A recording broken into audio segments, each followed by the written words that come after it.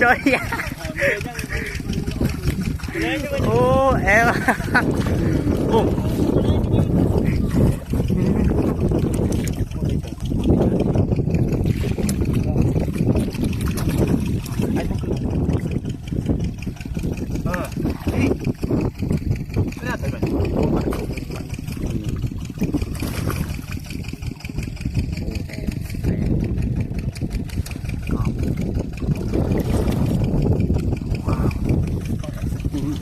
Ini mungkin.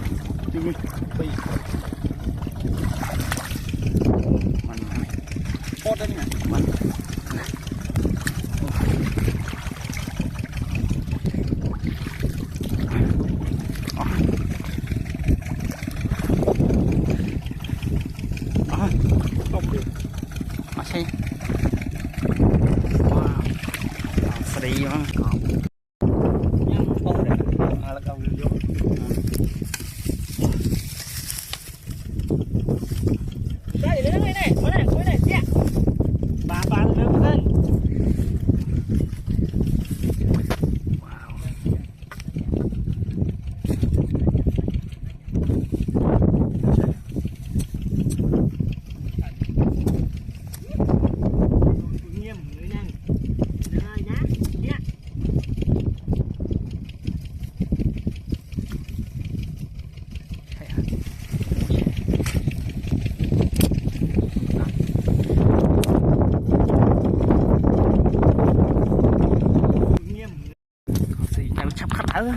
Một hàng cày không sắp cày xong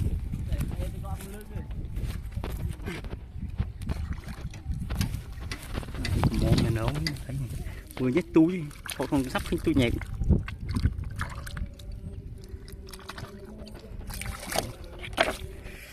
em smile wow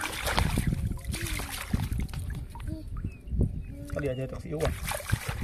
được tập bánh sạch cho nó phải em không sạch nó phải em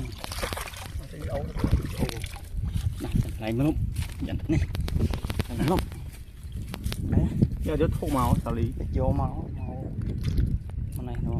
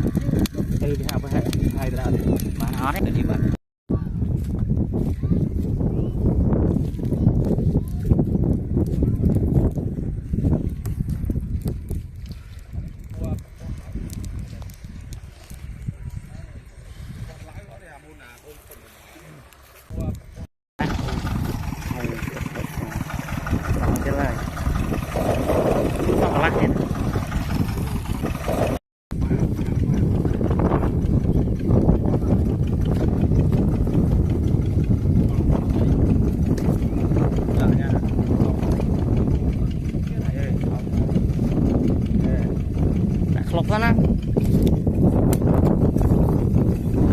Oh, berinya di lươn.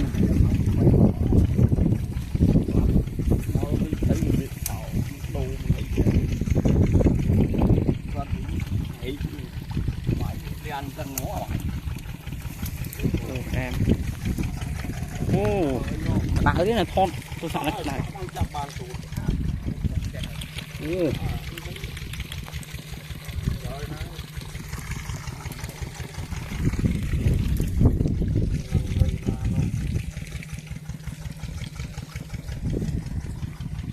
Bạn teman siapa nang? Maci. Oh, ini apa ngepon chương ấy. Đá này, photo sắp đá. À nó bật nhăng món. Mấy mình bắt chắp apa không nữa. Mình thấy vậy.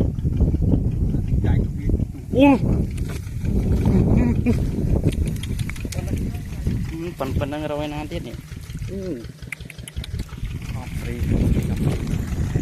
wow trời ô cọp em tham mình tên nào thế mà wow cọp gì đi phóc chở à như thấy mình thấy cọp gì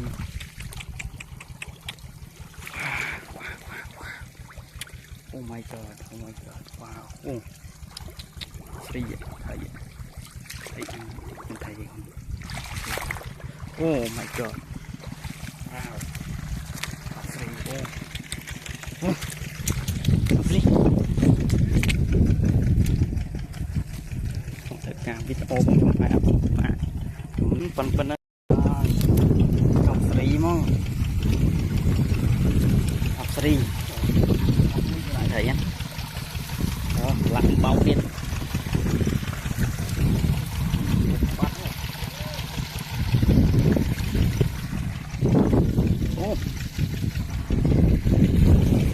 anh mới lốt màu không mà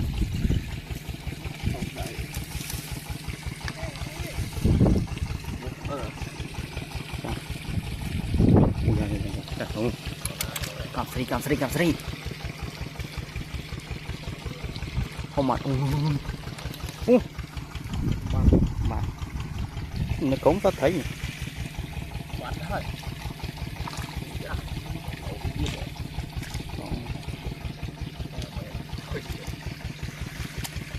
không có cấu mà thấy nó cốm nó có nô này nhóm cái chất chạm đai lên đây họ đi to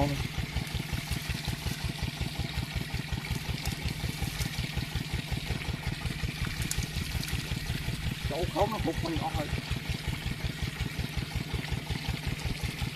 còn mấy ấy à, muối à chỗ không mình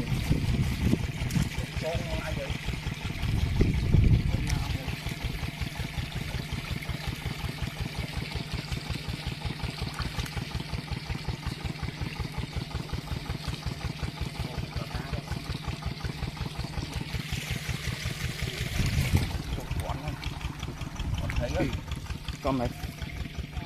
em snai ô cặp đi con này là ban video này nè thấy không mình thấy đó này cặp đi cha mình tung viên lên lừa rồi trời dạ no ô nè kì học sĩ nhưng nhà này à khang lớn đang bên thầy mà khang lớn em cặp đi wow cơm nhà kẹo nó mau học tôi sẽ bao năm khởi bọc đó thôm tay bên ngay thì bạn niêm nhăn này thấy lớn lớn nhỉ nhưng có bao nhiêu chạm bên tay nhung này ở nhung thọ đi đâu ôi em cặp sĩ mà cặp nha thấy lớn nè thấy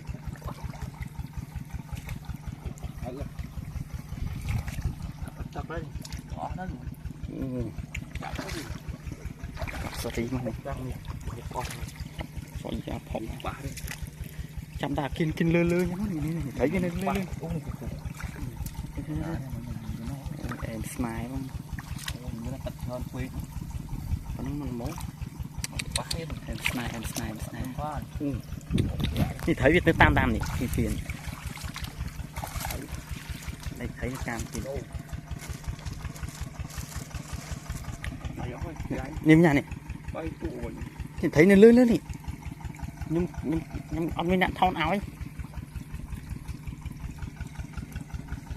ôi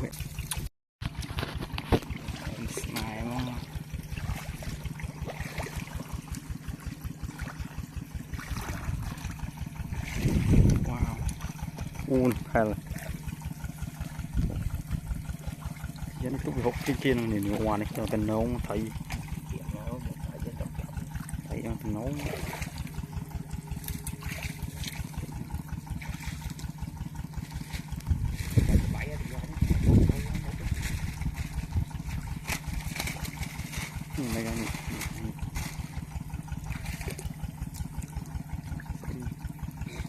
bao chờ dân nhiều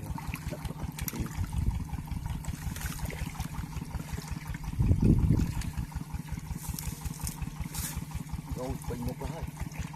chả lưới lưới ăn nhé nhà chắc chắc nó miền này choan nó bọc ra đi một kinh thiên này một kinh thiên đến chạy ngay nhà nó vạch tư mỗi phần nó là nó biết không cái dẫn thấy nó lưới hả cái này lưới chứ niêm nhỉ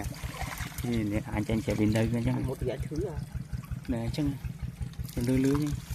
bọc răng đi tình ý đang miếng mà nhiều phọc chân phọc đo phọc bàn